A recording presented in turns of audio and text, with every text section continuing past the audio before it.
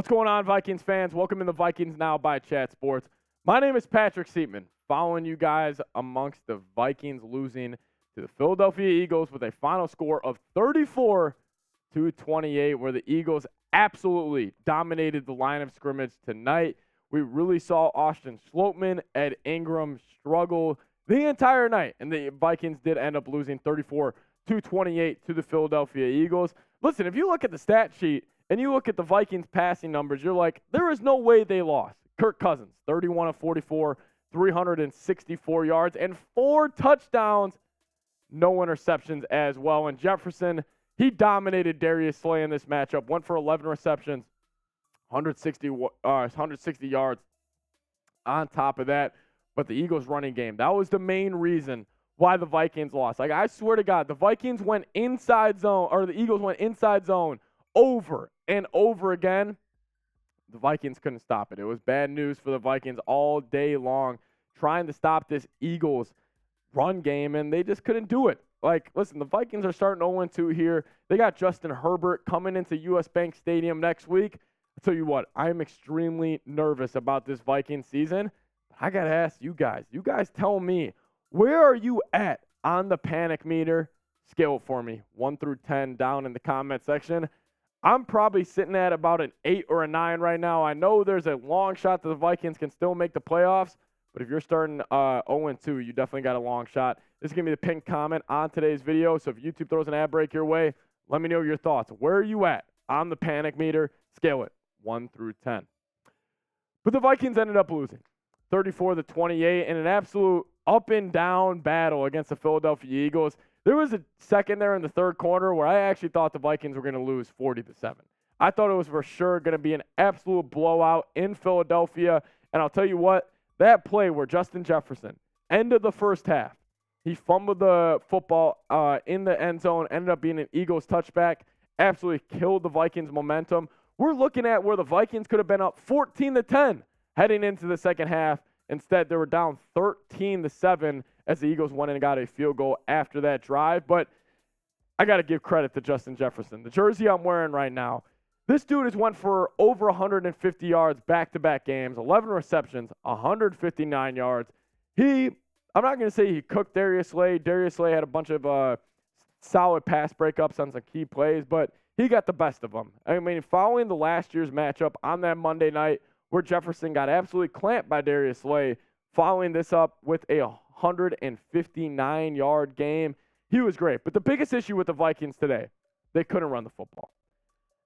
And I will say this about Alexander Mattison. It's got to be Ty Chandler's season. Ty Chandler has to get majority of the reps here as the RB1 in Minnesota. This is unacceptable, including a crucial fumble from Mattison when the Vikings got the football back. And he had a brutal fumble, only rushing for 8 carries for 28 yards. I was saying it on the live stream, like, Mattison couldn't make a high schooler miss. Like, Mattison couldn't make a D3 player miss, let alone an NFL player playing on the Philadelphia Eagles defense. Just absolutely brutal. But, you know, that's the way of the trade here on Vikings Now. Mattison, just a brutal performance. I want to see this guy, Ty Chandler, getting more carries. But if you guys want daily videos, make sure you guys hit that subscribe button. We went live for the game today. It was absolutely great hanging out with you guys. Lost my voice a little bit. I was screaming for the Vikings when they were doing good, and I was absolutely depressed when they were doing bad. If you guys want daily videos here on the channel, make sure you guys hit that subscribe button, lock us in, and have us be your go-to Minnesota Vikings YouTube channel. Hit that subscribe button and lock us in. But the biggest issue for the Vikings, this guy right here. DeAndre Swift killed us. This looks like Madden numbers. Like, this looks like my career on Madden if you were just going to play a game against the computer. 28 carries, 175 yards, 1 touchdown, his longest run of 43 yards. And the Vikings had a chance to close that, or not to close that game out, but to get the ball back on offense late in the fourth quarter when the Eagles did have the football. It was a 3rd and 6. They let this guy kill them once again. He was running up and down the field against the Minnesota Vikings. And that drive in the second quarter, when they went, I swear it was handoff middle,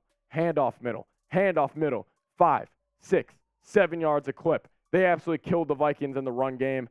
Brutal rush defense for the Vikings all night long. That was the main reason why this Vikings team lost this game. I mean, listen, DeAndre Swift is a talented back, but he shouldn't kill you for 175 yards on the ground. I just think that was bad by the Vikings. I just think, listen, if you guys are going to go for 175 yards and let that team go for 175 yards, it's just a bad look for this football team. And, man, the Vikings got killed. But Jalen Hurts, I actually thought the Vikings kept Jalen Hurts in check a little bit here tonight. 18 to 23, 193 yards and a tud. Theo Jackson did have that sweet interception in the first half. And I keep going back to that play by Justin Jefferson. Because the Vikings defense, I thought they played their ass off in the first half. I thought the Vikings defense, with the Vikings turning the ball over constantly, another 4-turnover game for the Minnesota Vikings. They got 7 on the season.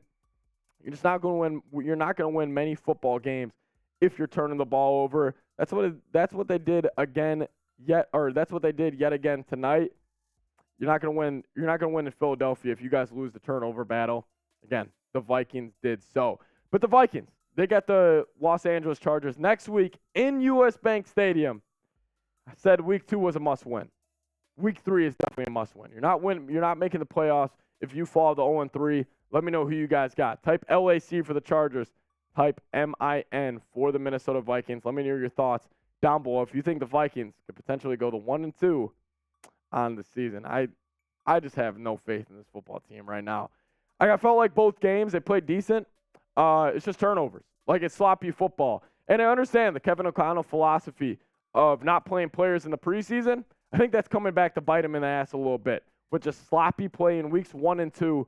The Vikings, listen, I'm not saying they outplayed the Eagles tonight, but they definitely did not play well. Like, they did not play well enough to win this football game. 4 turnovers is definitely going to do it. Like the Brandon Powell fumble return on the punt return. When you're in Eagles territory, just go down. The Justin Jefferson fumble outside the end zone. The Kirk Cousins strip sack at the beginning of the third quarter. And you still only lose this game by 6 points. Like, maybe you could use this as a rallying cry. Like, maybe you could be like, we couldn't have played any worse tonight. And we only lost by 6 on the road in Philadelphia. But it's not looking good for this Vikings team right now. Brutal loss, 34-28 against the Philadelphia Eagles. Just tough loss for this Vikings team. But make sure you guys hit that subscribe button. Stay locked in to the Minnesota Vikings. All news and rumors pieces coming out around this team. I appreciate everybody who's tuned in. Also, give me a follow on Twitter. If you guys want more Vikings content on your Twitter timeline, give me a follow at Pat Sieps down below. Tough loss for the Vikes, but we'll see you guys next time. Skol, Vikes.